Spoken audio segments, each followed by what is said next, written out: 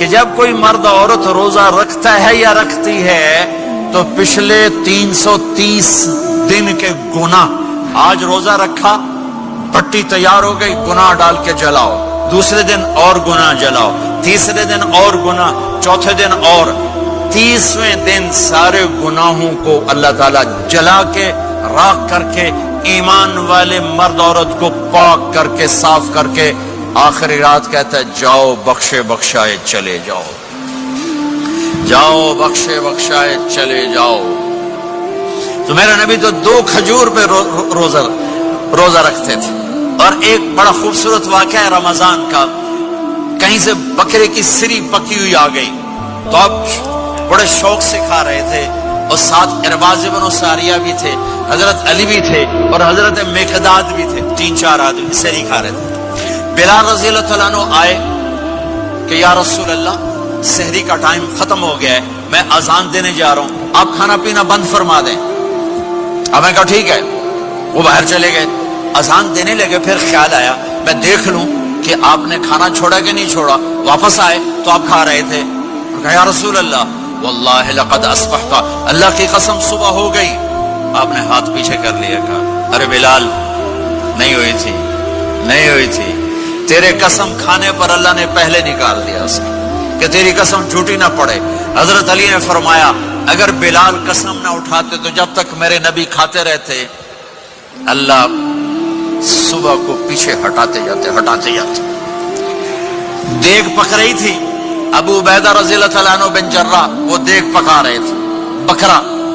آپ نے کہا ابو عبید یہ مجھے بکرے کی دستی پکڑانا، اگلے بازو، آپ کو اگلے بازو کا گوشت پسند تھا، گردن کا گوشت پسند تھا، یہ کمر کی پٹھ کا گوشت آپ کو پسند تھا، دودھ پسند تھا، برنی کھجور پسند تھی، اجوا کھجور پسند تھی، تازہ روٹی پسند تھی۔ آپ یا تازہ کھاتے تھے یا فاقہ، تھوڑی طرح نہیں 8 دن پکا کے فریڈن ٹھوک دے ہو تو کٹ کے گرم کیتی رکھو تو کھاتی رکھو، یا آپ تازہ کھاتے تھے یا فاقہ فرماتے تھے۔ ایک دفعہ فتح مکہ پر ام ہانی کے گھر آپ نے باسی روٹی کھائی، ورنہ آپ نے ہمیشہ تازہ یا فاقہ یا تازہ یا فاقہ، کبھی جس کھانے پہ رات گزر جاتی اسے نہیں کھاتے تھے۔ تسی ماشاءاللہ 8 راتاں جو کھدی جاندے۔ ہاں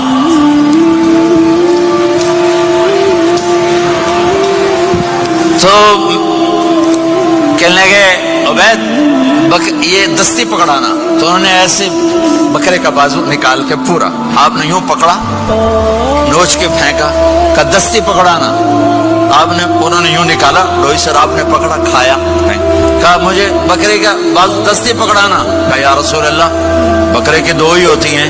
آپ نے کہا تیرا بھلا ہو جائے، اگر تو میرے کہنے پہ 2 ہی ڈال دیتا، جب تک میں کہتے رہتا اللہ مجھے نکال کے کھلاتا رہتا، اللہ مجھے نکال کے کھلاتا رہتا۔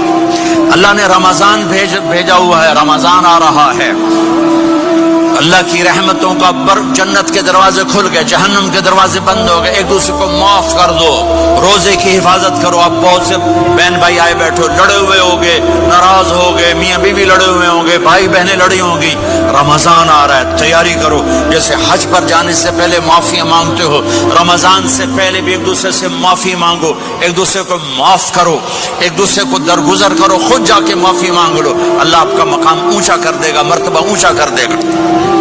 آخری رات اللہ تعالیٰ فرماتے ہیں جاؤ، تمہارے رات کی قیام اور دن کے روزے کے بدلے تمہیں سب کو معاف کر دیا، مانگو۔ اور ایک رات اللہ نے شب قدر بنائی جو 1000 راتوں کے برابر کر دی۔ وہ آج آپ کی تو راتیں بڑی چھوٹی ہیں، 5 راتیں جاگ لو، 3 گھنٹے دی بھی نہیں رات ہوندی، تو 5 راتیں جاگ لو، 21 23 25 27 29، ان میں سے ایک رات ضرور شب قدر ہوگی۔ ایک رات کا جاگنا 80 سال کی عبادت سے بڑھیا ہو جائے گا، صرف ایک رات کا جاگنا، ایک رات کا جاگنا۔ ایک شرط ہے، دل میں بغض نہ ہو، نفرت نہ ہو، حقارت نہ ہو، کسی مسلمان کو حقیر نہ جانو، بلکہ کسی انسان کو حقیر نہ جانو، تو آپ کی بندگی اللہ کی بارگاہ میں پہنچ کر آپ کے مقام کو اونچا کر دیں گی۔ میرے نبی کا سارا رمضان گرمیوں میں گزرا ہے، اور آپ نے 3 دن تراویح کی نماز پڑھائی، پہلے کسی امت پہ تراوی نہیں آئی، ہماری امت، اس امت پہ تراوی کی نماز آئی۔ پہلی امت کا روزہ مشکل تو ہمیں ایک آسانی ملی، قیس بن سرمہ، پہلی امت کا روزہ 24 گھنٹے 24 گھنٹے، جب ہمارے اوپر رمضان آیا 24 گھنٹے، پہلا روزہ، دوسرا روزہ۔ قیس بن سرمہ ایک صحابی ہیں، اونٹ چرانے والے۔ اگلا روزہ کیسے شروع ہوتا تھا؟ سورج ڈوبنے کے بعد آنکھ لگ گئی، روزہ شروع ہو گیا، روزہ شروع ہو گیا، جب تک جاگ رہے ہو کھاتے رہو، آنکھ لگی روزہ شروع ہو گیا۔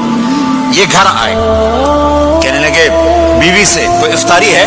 کہنے لگے ویلے بیٹھے ہیں، کیسے کوئی نہیں۔ پھر کہنے لگے تو اتنا تھک کے آیا ہے تو چلو میں تیرے لیے کچھ انتظام کر کے لاتی ہوں۔ اب یہ تھکے ہوئے آئے تھے، یہ لیٹے اور آنکھ لگ گئی، سورج ڈوب گیا، بیگم کو آنے میں دیر ہو گئی۔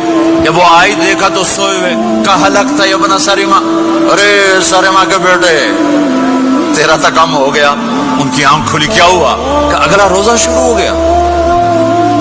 تو ظہر کی نماز میں آئے، مسجد میں تو بے ہوش ہو کے گر گئے۔ تو اللہ کے نبی نے پوچھا اس کو کیا ہوا؟ کہ یا رسول اللہ یہ سحری کے بغیر روزہ شروع کر دیا۔